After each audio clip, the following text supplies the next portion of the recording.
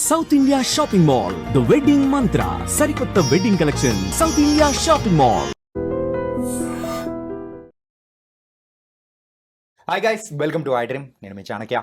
మరి ఆర్బీఐ అయితే repo rates అనేది కూడా తగ్గిస్తూ ఉంది. అది కూడా June 6 నుంచి అమల్లోకి రాబోతుంది. మరి దీనికి సంబంధించి మరి ఫైనల్ కన్జ్యూమర్స్ ఎవరైతే ఉన్నారో వాళ్ళకి దానికి సంబంధించిన మరి బెనిఫిట్స్ ఏమన్నా వస్తున్నాయా, రావట్లేదా? ఒకవేళ రాకుండా ఉంటే మరి దానికి సంబంధించి మనం ఎలా మరి బ్యాంక్స్ని అప్రోచ్ అవ్వాలి, మరి ఆ వే అనేది ఎలా వెళ్ళామంటే మనకు రావాల్సిన బెనిఫిట్స్ అనేది కూడా దక్కుతుందా అనే దాని గురించి కూడా మాట్లాడడానికి ఇప్పుడు మనతో పాటు కూడా మన సర్టిఫైడ్ ఫైనాన్షియల్ ప్లానర్ మాధవి గారు ఉన్నారు. మరి మాధవి గారిని అడిగి తెలుసుకుందాం, ఒకవేళ మనకు ఆ బెనిఫిట్స్ అందకపోతే ఏం చేస్తే అందుతుందా అనేది.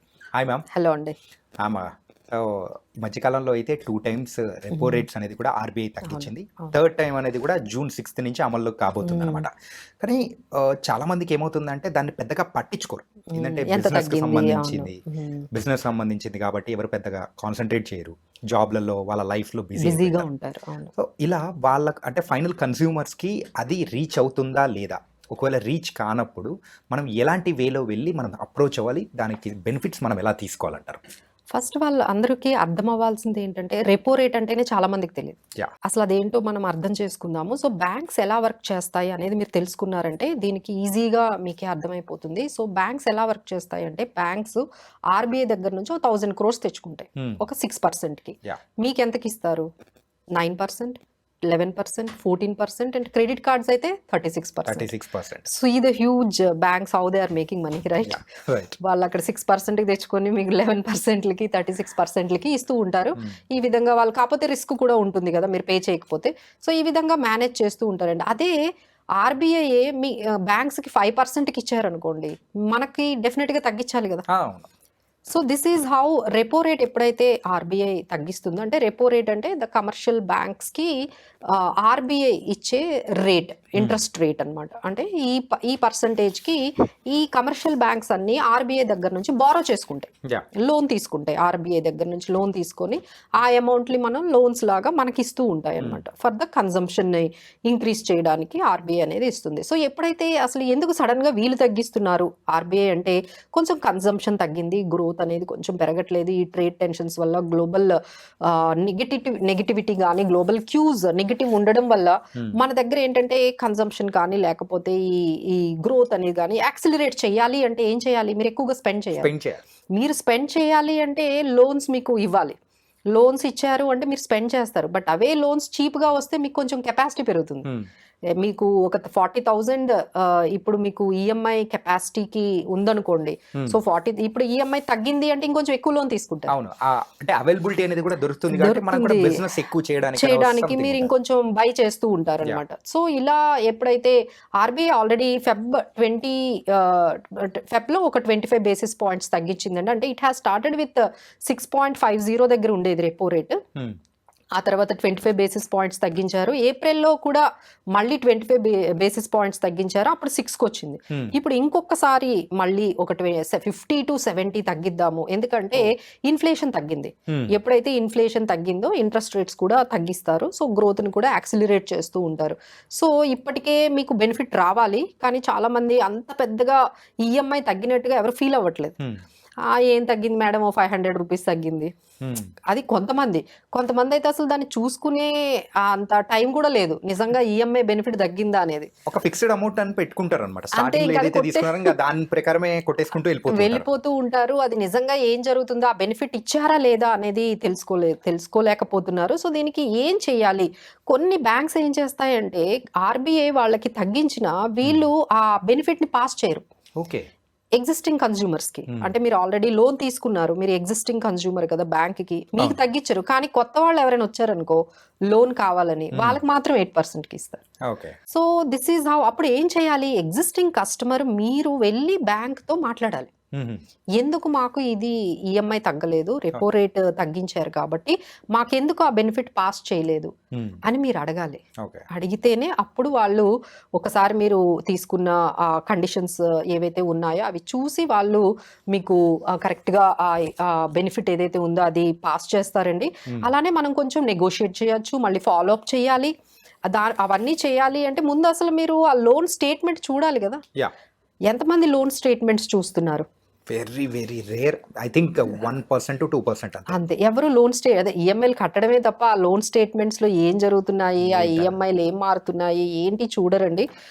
సో ఎన్ని చేంజెస్ వస్తున్నా కూడా పెద్దగా బట్ ఏంటంటే ఈ చిన్న చిన్నవి మనకి చాలా ఎందుకంటే 20 ఇయర్స్ హోమ్ లోన్‌లో మీకు ₹1000 తగ్గినా ఎంత తగ్గుతుంది?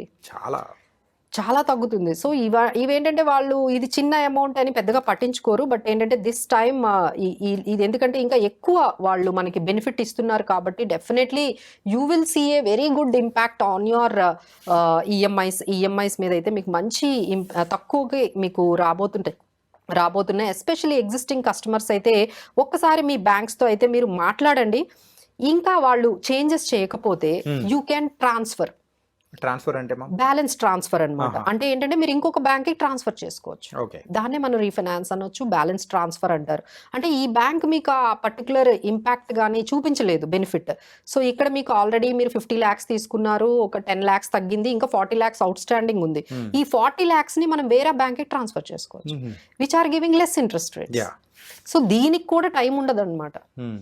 People don't have this much of time. మళ్ళీ మొదలు పెట్టాలా అని వీళ్ళకి అసలు టైం కూడా స్పెండ్ చేయరు. కానీ మీరు కానీ స్పెండ్ చేసినట్లయితే ఇలా బ్యాంక్ టు బ్యాంక్ ఒక్కసారి మీరు ఆ కంపారిజన్ వీళ్ళంత ఇంట్రెస్ట్ రేట్స్ ఇస్తున్నారు అనేది మీరు కంపారిజన్ చేసి కొంచెం టైం స్పెండ్ చేసినట్లయితే we can save lot of money అండి. ఇన్ఫాక్ట్ మీరు అన్నట్టు ఒక ₹1000 సేవ్ అయినా కానీ సో టోటల్ ఓవరాల్ గా 20 years చాలా ఉన్నప్పుడు 2.5 lakh అప్రాక్సిమేట్లీ 2.5 lakh వరకు వేరీ అనేది కూడా వస్తుంది. అవును, అలాంటప్పుడు చాలా పెద్ద ఇంపాక్ట్ అనేది కూడా ఉంటుంది, కనిపిస్తుందండి. సో ఇలా ఏంటంటే మీకు ఎవరైతే ఈ ఎగ్జిస్టింగ్ బ్యాంక్స్ లో అంటే మనం ఏం చేస్తామంటే అప్పుడు మీరు ఏదైనా హోమ్ లోన్ కి వెళ్ళేటప్పుడు మీ ఇన్కమ్ తక్కువ ఉందనో లేకపోతే సిబిల్ రేట్ అంటే సిబిల్ స్కోర్ తక్కువ ఉందనో మీరు హయ్యర్ ఇంట్రెస్ట్ రేట్కి తీసేసుకున్నారు.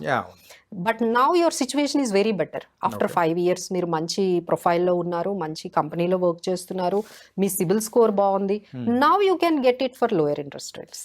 ఇది ఓన్లీ ఫర్ ద ఈఎంఐ అని చెప్పేసి అని అన్నారు. కాకపోతే పర్టికులర్ సెక్టర్స్ కి సంబంధించిన దాని వరకే తక్కువ ఉంటుందా, లేకపోతే ప్రతి ఒక్క ఈఎంఐ దాని గురించి లేదండి? ఎందుకంటే ప్రతి ఒక్కరికి డిఫరెంట్ గా ఉంటుంది. అంటే ఒకరికి వెహికల్ ఉంటుంది, దాని మీద లోన్ తీసుకుంటారు, ఇంకొకరికి అయితే హోమ్ లోన్ అని, పర్సనల్ లోన్, ఇలా అన్ని దానిల మీద కూడా తగ్గే అవకాశాలు ఉంటాయి. అంటే ఫిక్స్డ్ ఇంట్రెస్ట్ రేట్ అని ఫ్లోటింగ్ ఇంట్రెస్ట్ రేట్ అనేది ఉంటుంది. మీరు తీసుకునేటప్పుడు ఫ్లోటింగ్ ఇంట్రెస్ట్ రేట్ మీద కానీ మీరు ఇంట్రెస్ట్ల మీద మీరు లోన్స్ కానీ తీసుకున్నట్లయితే డెఫినెట్ గా ఇంపాక్ట్ మీకు చూపించాలి. మీరు ఫిక్స్డ్ ఇంట్రెస్ట్ రేట్ మీద తీసేసుకున్నారు అనుకోండి, ఇంకా ఎగ్జిస్టింగ్ వాళ్ళకి ఏం తగ్గించరు. బట్ కొత్తగా మీరు లోన్ తీసుకోవాలనుకుంటే then they will give you the lower interest rate.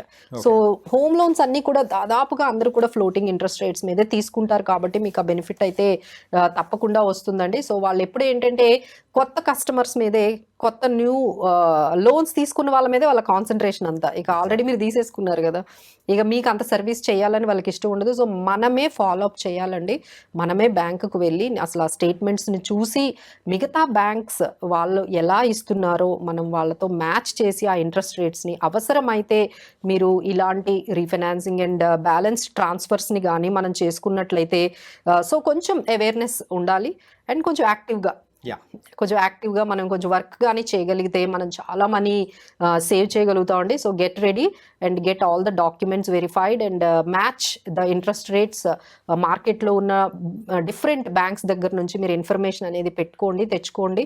Now days it's very easy కదండి, జస్ట్ కాల్ చేస్తే వాళ్ళ ఇంటికి వచ్చి మీకు ఎక్స్ప్లెయిన్ చేస్తారు how much time it will take. Just you have to be active and aware of all those things. So let's hope అండి June 6th అయితే మనకి 50 basis points నుంచి almost 30 to 52 or 70 basis points అంటున్నారు. But ఖచ్చితంగా అయితే ఎంతో కొంత అయితే ఇంట్రెస్ట్ రేట్ కట్ అయితే ఎక్స్పెక్ట్ చేయొచ్చు. సో దాని ప్రకారం మీ ఈఎంఐస్ కొంచెం తగ్గబోతున్నాయి. ఇంకా కొత్తగా తీసుకునే వాళ్ళకైతే this is a very good news for ఎవరైనా అండి. అంటే హోమ్ లోన్ కానీ, కార్ లోన్ కానీ, పర్సనల్ లోన్స్ కానీ ఎవరు తీసుకునే వాళ్ళకి కూడా ఇదంతా కూడా మనకి గుడ్ న్యూసే. బట్ ఏంటంటే కొంచెం మ్యాచ్ చేసుకోండి బయట బ్యాంక్స్లో డిఫరెంట్ సిచ్యువేషన్. అంటే కొంతమందికి ఏంటంటే టైం లేక, ఇప్పుడు ఎస్బీఐ అనుకోండి, మీరు లోన్ తీసుకోవాలంటే 2 months పడుతుంది. They will ask so many questions, so many documentation process కూడా చాలా హ్యూజ్గా ఉంటుంది. అబ్బాయి ఎస్బీఐతో అయితే వర్కౌట్ అవ్వదని చెప్పేసి వెరీ ఈజీగా మీ ఇంటికి వచ్చి ఒక 1 hourలో అయిపోయే దాని మీద మీరు ఆప్ చూపిస్తారు. సో బట్ దానివల్ల ఏమవుతుందంటే ఇంట్రెస్ట్ రేట్స్ వాళ్ళు చాలా తక్కువ ఉంటుంది, వీళ్ళది కొంచెం ఎక్కువ ఉంటుంది. సో అవన్నీ కూడా వేరియేషన్స్ అనేవి చూసుకోండి. But if you spend time on this definitely we can say lot of money అండి. ఇది వన్ టైమ్ మీరు ఒకసారి టైం స్పెండ్ చేసి అంత పర్ఫెక్ట్ చేసుకున్నారంటే again every month you will get some kind of savings. Yeah, nice ma'am. ఏంటంటే చాలామంది కూడా ఈ రెపో రేట్ అంటే ఏంటో కూడా తెలియని వాళ్ళకు కూడా క్లియర్గా అర్థమయ్యేటట్టు చెప్పారు. అంటే రెపో రేట్ తగ్గిస్తున్నారు కాబట్టి దీని ద్వారా కూడా చాలా వరకు సేవ్ చేసుకోవచ్చు, మెయిన్గా ఈఎంఐస్ పైన. బ్యాంక్స్ మనకి బెనిఫిట్ ఇవ్వకపోయినా మనం ఫాలో అప్ చేయాలి. మనం అడిగితేనే అమ్మైనా అన్నం పెడుతుంది అన్నట్టు కూడా. సో ఆ రకంగా ఇప్పుడు మనం కూడా బ్యాంక్కి వెళ్ళి అడిగామంటే వాళ్ళు ఇస్తారు. సో నైస్ మ్యామ్, ఇది మాత్రం ఒక మంచి శుభవార్త ఎవరికైతే ఈఎంఐస్ ఉన్నాయో కట్టే వాళ్ళందరికీ. సో చాలా మంచి ఇన్ఫర్మేషన్ అనేది కూడా ఇచ్చారు. So thank you so much. Thank you.